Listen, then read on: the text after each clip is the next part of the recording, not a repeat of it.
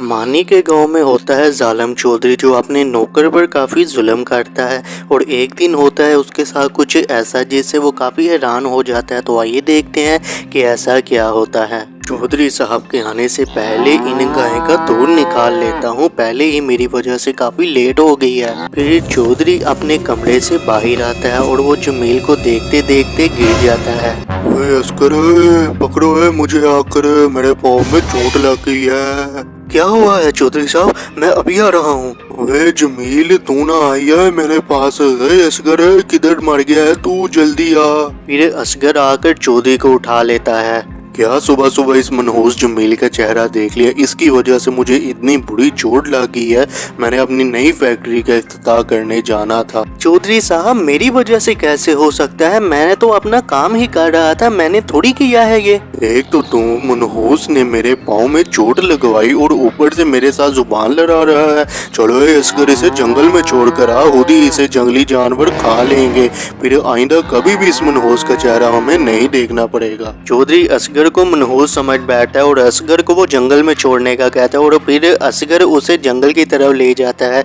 तो आइए आगे देखते हैं कि क्या होता है।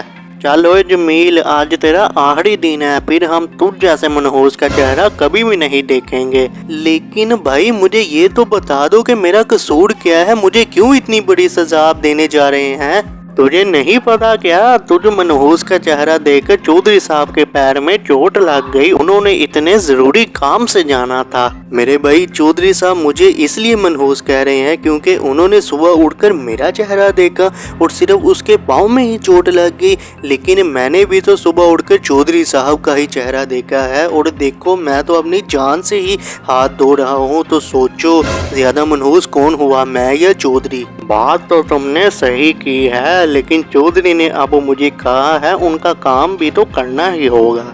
लेकिन भाई ऐसा तुम कैसे कर सकते हो? तुम मत करना ऐसा मेरे साथ। लेकिन भाई छोड़ दो मुझे भाई। जमील असगर को अपनी बात बताता है और वो जमील को वहाँ छोड़ देता है और फिर वो चौधरी के पास आ जाता है और फिर चौधरी को पता चलती है एक ऐसी बात जिससे वो खुश हो जाता है। तो आइए देखते हैं कि ऐसा क्या होता है।